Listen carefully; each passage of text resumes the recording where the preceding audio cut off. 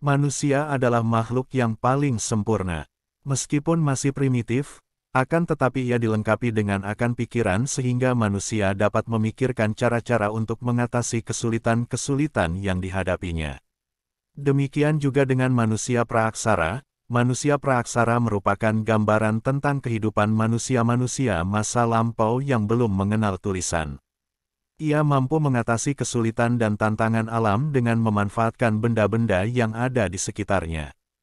Berdasarkan kemampuan teknologisnya, yang didasarkan pada alat-alat yang ditinggalkannya, periodisasi masyarakat praaksara Indonesia dapat dirinci menjadi 1. Zaman batu yang meliputi Paleolitikum, Mesolitikum, Neolitikum dan Megalitikum. 2. Zaman logam yang meliputi zaman tembaga, perunggu dan besi. Zaman batu merupakan suatu periode di mana peralatan manusia pada saat itu dibuat dari batu. Dengan kemampuan yang terbatas manusia praaksara memanfaatkan batu untuk membantu mengatasi tantangan alam. Batu mereka manfaatkan untuk membuat kapak, pisau dan alat-alat lain yang menunjang kehidupan mereka pada saat itu. Sedangkan zaman logam merupakan suatu periode di mana manusia praaksara telah mengenal logam dan memanfaatkannya sebagai bahan untuk membuat alat-alat dan perkakas yang dibutuhkannya.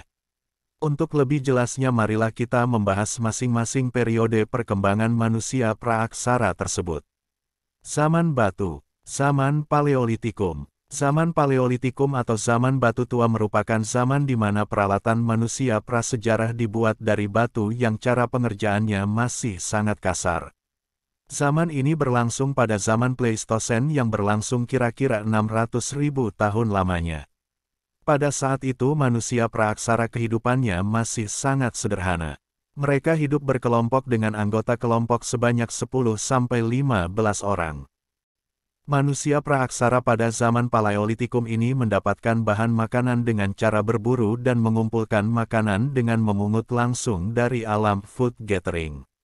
Mereka sangat tergantung dengan persediaan makanan dari alam karena mereka belum mampu memproduksi makanan. Oleh karenanya mereka selalu berpindah-pindah tempat nomaden, mengikuti musim makanan. Apabila makanan di tempat mereka habis, maka mereka akan pindah ke tempat lain yang persediaan makanannya masih mencukupi. Biasanya manusia purba hidup di dalam gua atau di pinggir sungai dengan tujuan utama untuk mempermudah dalam pencarian makanan. Sungai merupakan tempat yang paling memungkinkan untuk mendapatkan ikan. Sedangkan gua dapat mereka manfaatkan sebagai tempat untuk melindungi diri dari cuaca panas, hujan dan serangan dari binatang buas. Beberapa hasil kebudayaan dari zaman Paleolitikum, diantaranya adalah kapak genggam, kapak perimbas, monofacial, alat-alat serpi, chopper, dan beberapa jenis kapak yang telah dikerjakan kedua sisinya. Contoh hasil kebudayaan dari zaman Paleolitikum adalah flek atau alat-alat serpi. Flek memiliki fungsi yang besar, terutama untuk mengelupas kulit umbi-umbian dan kulit hewan. Zaman Mesolitikum. Zaman Mesolitikum atau zaman batu tengah merupakan zaman peralihan dari zaman Paleolitikum menuju ke zaman Neolitikum. Pada zaman ini kehidupan manusia praaksara belum banyak mengalami perubahan. Alat-alat yang dihasilkan masih terlihat kasar meskipun telah ada upaya untuk memperhalus dan mengasahnya, agar kelihatan lebih indah. Pada masa ini manusia mulai hidup menetap dengan membuat rumah panggung di tepi pantai atau tinggal di dalam gua dan ceruk-ceruk batu padas. Manusia prasejarah juga mulai bercocok tanam dan telah terlihat mulai mengatur masyarakatnya. Mereka melakukan pembagian pekerjaan di mana kaum laki-laki berburu, sedangkan kaum wanita mengurusi anak dan membuat kerajinan berupa anyaman dan keranjang. Manusia praaksara juga mulai mengenal kesenian.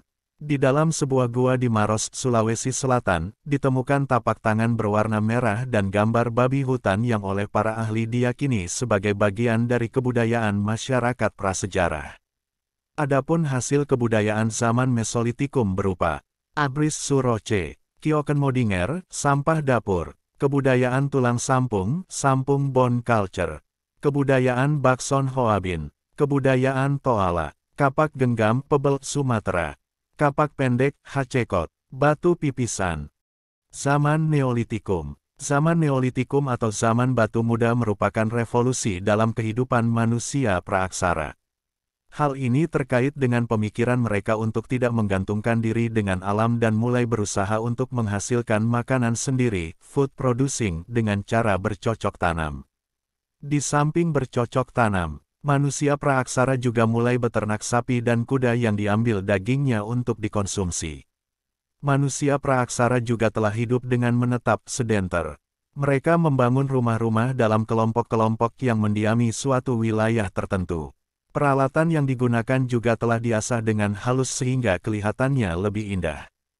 Kebudayaan mereka juga telah mengalami kemajuan yang ditunjukkan dengan kemampuan mereka menghasilkan gerabah dan tenunan. Pola hidup menetap yang mereka jalani menghasilkan kebudayaan yang lebih maju, karena mereka mempunyai waktu luang untuk memikirkan kehidupannya. Adapun hasil kebudayaan zaman Neolitikum berupa anyaman, pakaian, gerabah, kapak persegi, kapak lonjong, perhiasan, mata panah, perkapalan. Zaman Megalitikum. Zaman Megalitikum atau zaman batu besar adalah suatu kebudayaan yang berkaitan dengan kehidupan religius manusia praaksara. Zaman Megalitikum sejalan dengan zaman Neolitikum karenanya lebih tepat bila disebut dengan kebudayaan Megalitikum. Zaman Megalitikum terbagi dalam dua fase pencapaian. Fase pertama terkait dengan alat-alat, upacara, sedangkan fase kedua terkait dengan upacara penguburan. Kebudayaan Megalitikum menghasilkan alat-alat antara lain. 1. Menhir yaitu tugu batu yang dibuat dengan tujuan untuk menghormati roh nenek moyang. 2. Dolmen yaitu meja batu di mana kakinya berupa tugu batu, menhir. Biasanya meja batu ini digunakan untuk meletakkan sesaji. Kadang-kadang di bawah dolmen adalah sebuah kuburan, sehingga orang sering menganggapnya sebagai peti kubur. 3. Peti kubur yaitu potongan batu yang disusun menjadi sebuah peti yang digunakan untuk meletakkan jenazah. 4. Sarkofagus yaitu keranda dari batu utuh monolit, yang dianggap memiliki kekuatan magis. 5. Waruga adalah peti kubur yang berbentuk kubus atau bulat. 6. Punden berundak yaitu sebuah bangunan yang digunakan untuk sesaji yang merupakan bentuk dasar dari bangunan candi. Zaman logam. Pada masa ini, kehidupan masyarakat boleh dibilang telah berada di tahap yang lebih maju, lantaran sudah memiliki keterampilan untuk membuat alat-alat dari bahan perunggu. Adapun alat-alat tersebut nantinya digunakan untuk memenuhi kebutuhan sehari-hari, baik untuk bertani, berburu ataupun melakukan upacara tertentu. Hasil budaya pada zaman logam diperoleh dari pengaruh kebudayaan Dongson Vietnam sehingga mereka dapat memperoleh kepandaian dalam mengolah logam tersebut. Meskipun pada masa ini telah terdapat hasil kebudayaan zaman logam seperti alat-alat dari logam, namun untuk keperluan sehari-hari mereka tetap menggunakan gerabah maupun alat-alat batu lainnya. Pada zaman logam orang sudah membuat alat-alat dari logam selain alat-alat dari batu, orang sudah mengenal teknik melebur logam dan mencetaknya menjadi peralatan. Zaman logam dibagi menjadi 3 yaitu 1. Zaman tembaga, 2. Zaman perunggu, 3. Zaman besi. Zaman tembaga. Zaman tembaga adalah awal bagi manusia mulai mengenal benda yang disebut logam. Saat itu, tembaga digunakan sebagai bahan dasar membuat peralatan yang digunakan sehari-hari. Hingga kini di Indonesia tidak ditemukan adanya peninggalan sejarah dari zaman tembaga. Jadi, bisa disimpulkan bahwa Indonesia tidak terpengaruh dengan zaman tembaga. Zaman perunggu. Sekitar 8.000 tahun lalu manusia menemukan cara mengolah logam. Mula-mula orang membuat barang dari tembaga dan emas yang ditempa dengan batu keras. Tapi lambat laun perajin belajar mengolah logam dengan cara memanaskannya sampai cair. Lalu logam cair itu dituang ke cetakan. Keunggulan logam adalah bisa dibuat menjadi bentuk yang rumit, seperti perkakas dan senjata. Jika patah, logam bisa dicairkan dan dibentuk lagi. Perunggu diperkirakan ditemukan orang pertama kali secara tak sengaja ketika mencampurkan sedikit timah dengan tembaga. Perunggu lalu diketahui lebih keras dan lebih tahan lama dibandingkan dengan logam lain serta bisa dibuat tajam. Zaman perunggu dimulai ketika rakyat di desa dan di tempat kerja mulai memakai perunggu. Salah satu daerah pertama yang membuat perunggu adalah Sumeria di Mesopotamia, tempat kota pertama dibangun. Zaman Besi. Dalam arkeologi, zaman besi adalah zaman terakhir dari pembagian tiga zaman prasejarah, suatu tahap perkembangan budaya manusia di mana penggunaan besi untuk pembuatan alat dan senjata sangat dominan. Penggunaan bahan baru ini, di dalam suatu masyarakat seringkali mencakup perubahan praktik pertanian, kepercayaan agama, dan gaya seni, walaupun hal ini tidak selalu terjadi. Zaman besi ini didahului oleh zaman batu. Zaman besi adalah periode utama terakhir dalam sistem tiga zaman untuk mengklasifikasi masyarakat prasejarah, yang didahului oleh zaman perunggu. Waktu berlangsung dan konteks zaman ini berbeda, tergantung pada negara atau wilayah geografis.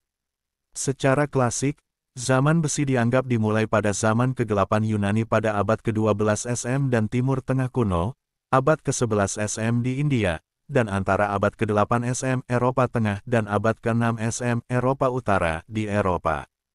Zaman besi dianggap berakhir dengan kebangkitan kebudayaan Helenisme dan Kekaisaran Romawi, atau zaman pertengahan awal untuk kasus Eropa Utara.